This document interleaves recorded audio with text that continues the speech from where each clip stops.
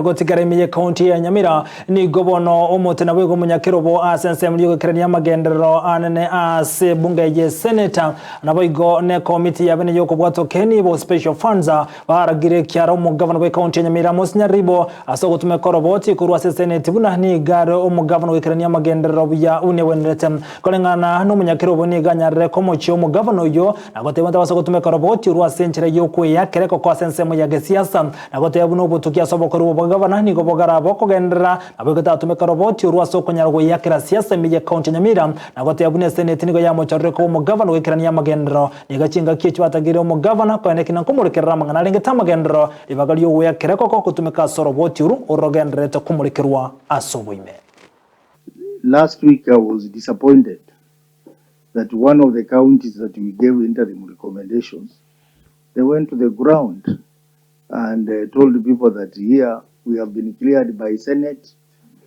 And these are the only issues that Senate has seen. The rest have been cleared. I think it's very unfair to this committee.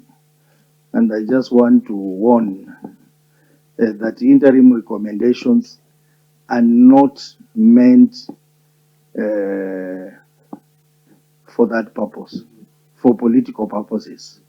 This is just interim measures to ensure that some quick fixes are done here and there before the next audit review meeting. So I think I am registering my disappointment with the county of Nyamira for what happened after we gave our interim recommendations. It was not very good. It actually put this committee in bad light that we cleared a county that is being ranked as among the counties with the worst accountability issues.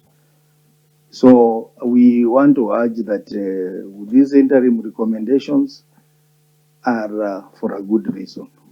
They are not a clearance certificate. They are basically to help in governance. And I know, Governor, having been here, you understand